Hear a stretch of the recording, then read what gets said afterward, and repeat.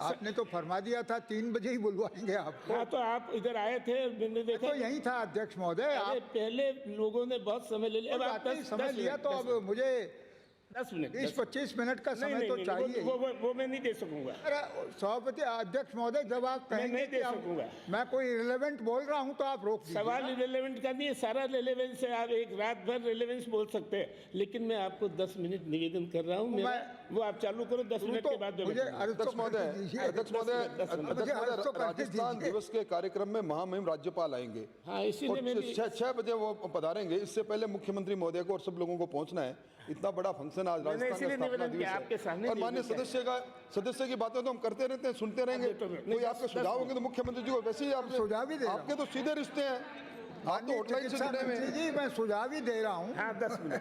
हाँ, माननीय अध्यक्ष जी, मैं राज्य सरकार और इस सदन का ध्यान और नेता विपक्ष का और विपक्ष में बिराजे हुए लोगों का भी, माननीय सदस्यों का, इस बात की ओर सबसे पहले आकर्षित करता हूं कि 13-14 में राजस्थान की कुल राजस्व आय 74,470 करोड़ थी, और इस बजट में वो आय 1,23,000 करोड़, यानी 74,000 से 49,000 करोड़ अधिक।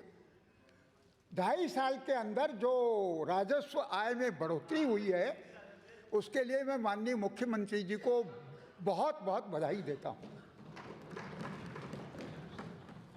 अध्यक्ष महोदय, हमारी 74,000 से हम 1,23,000 पर आए हैं।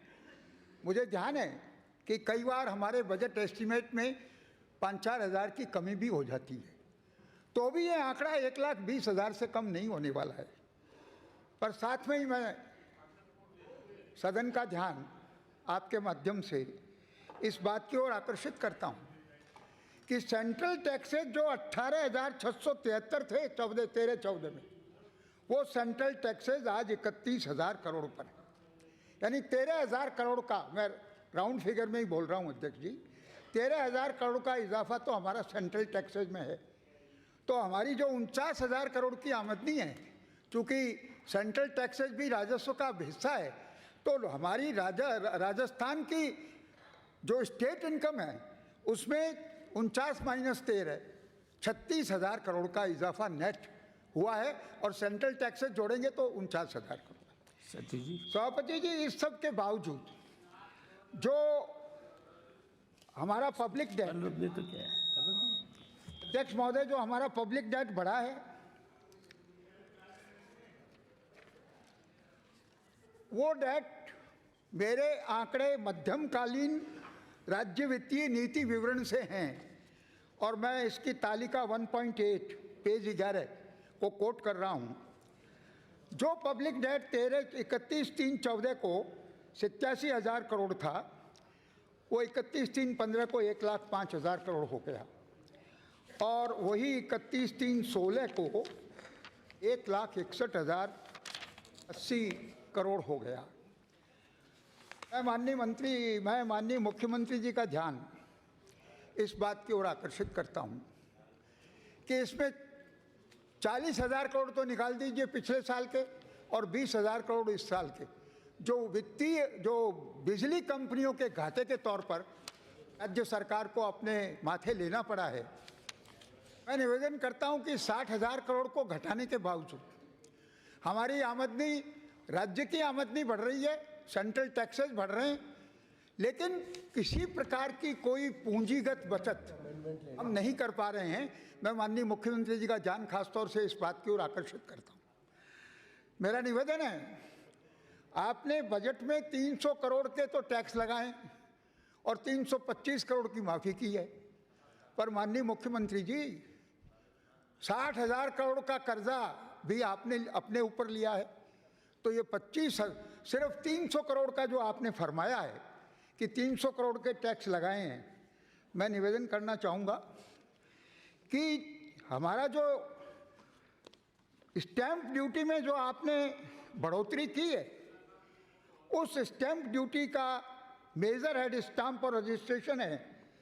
मैं अर्ज करता हूं कि स्टैंप ड्यूटी में 15-16 में बजट एस्टीमेट 4200 करोड़ का था। 14-15 में एक्चुअल रिसीट हमारी 3188 करोड़ थी और रिवाइज एस्टीमेट 15-14 का मात्र 3450 करोड़ है स्टाम्प और रजिस्ट्रेशन। 3450 करोड़ से आप 4200 करोड़ की आमदनी जो सोच रही हैं, आपने तो 15-16 में भी 4200 करोड़ बजट एस्टीमेट दिया था, लेकिन आमदनी 3450 करोड़ की। मेरा निवेदन है कि 750 करोड़ जो दिखता हुआ जो रेवेन्यू बढ़ेगी, आपने इसको 300 करोड़ कैसे बता दिया? ट्रेंड इंक्रीज जो है वो 31, 13, 14, 14, 15 में ट्रेंड इंक्रीज बहुत मामूली है, 300 करोड़ का है। तो 300 करोड़ का ट्रेंड इंक्रीज माने तो भी 500 करोड़ नए टैक्सेस आपके द्वारा प्रस्तावित किए गए हैं। मैं निवेदन करूंगा अध्यक्ष महोदय कि टैक्सेस राज्य सरकार की मर्जी है कि कोई टैक्स लगाए। हमने एक संशोधन दिया है अध्यक्ष महोदय, जिसमें ये जो रिलीज डीड भाइयों और बहनों के बीच में जो वो हक त्याग किया जाता है बहनों के द्वारा भाइयों के पक्ष में, इस भारतीय संस्कृति में अब कोई भी बाप अपनी बेटी को अधिक से अधिक देना चाहता है, देता भी है, दहेज भी देता है, चाहे कानून में मना होगा फिर भी दहेज देता है। मेरा निवेदन है कि रिलीज डीड पर यदि आपने 1.5% ड्यूटी लगा दी, आज गंगानगर की ज़मीनों में जिसके पास 1 मुरब्बा ज़मीन है 25 बीघा, और 25 बीघे में मिनिमम वैल्यू इरिगेटेड लैंड की 10 लाख, तो उसकी 2.5 करोड़ की संपत्ति हो गई, और 2.5 करोड़ पर 1.5 करोड़ का टैक्स, तो 4 लाख रुपए हो गए।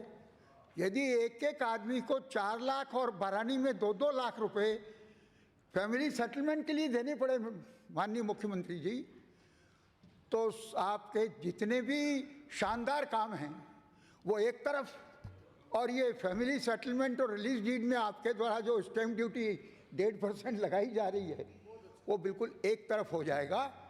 जिस आदमी को रिलीज डीड पर 1.5 लाख रुपया 100 रुपये का स्टाम्प था मैडम, और हमने संशोधन दिया है कि 100 नहीं आप 200 लीजिए, और मैं अब आज निवेदन कर रहा हूँ आप 200 नहीं 500 लीजिए।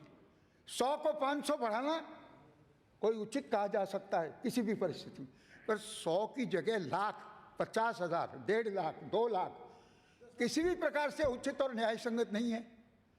इसलिए मेरा नम्र निवेदन है, और मैं ये भी अर्ज करूंगा मैडम, राज्य की फंक्शनिंग को थोड़ा कभी कभी आप देखें। आज बीकानेर की कलेक्टर ने एक एसडीएम का तबादला कर दिया।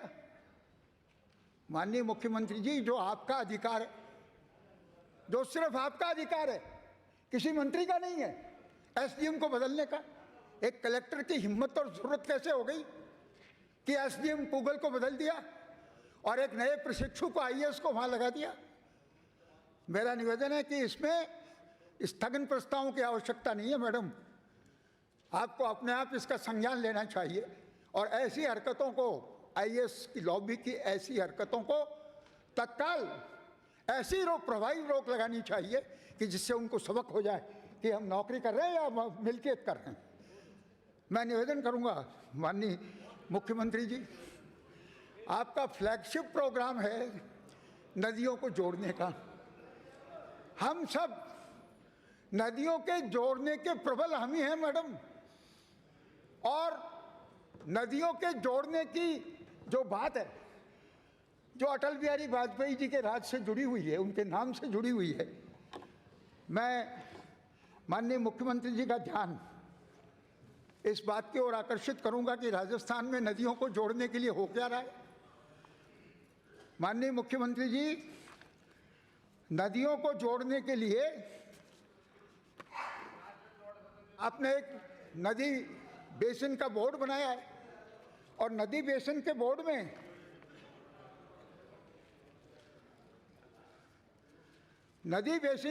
में माननीय मुख्यमंत्री जी जो खर्चा निष्पादन आय व्यय सिंचाई वाले में है, मैं इसका निष्पादन आय व्यय का पेज 40 आपके सामने कोट कर रहा हूं। 15-16 में कुल खर्चा 1,48 लाख है और 16-17 में कुल खर्चा प्रस्तावित 3,73,00,000 है।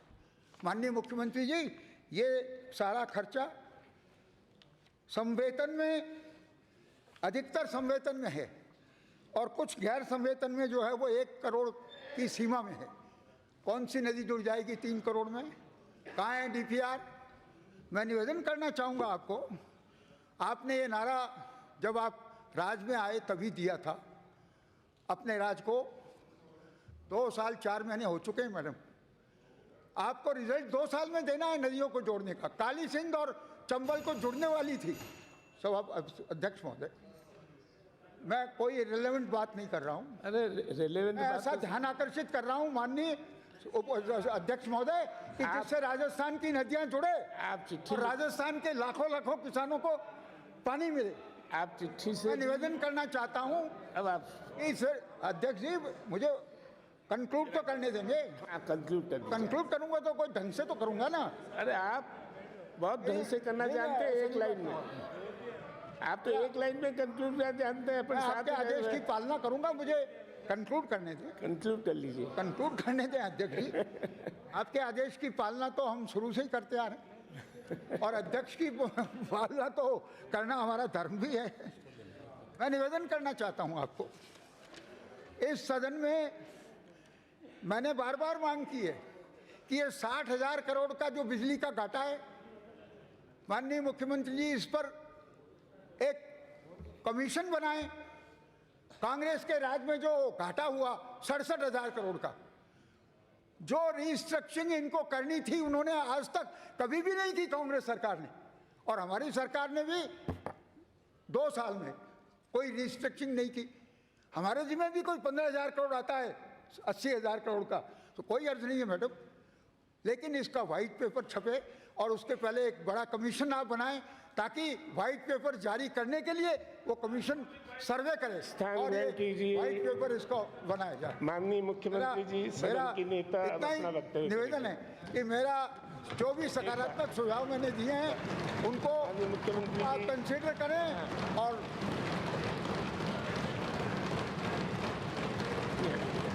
इसके बाद दे दूंगा मैं टाइम, इसके नहीं।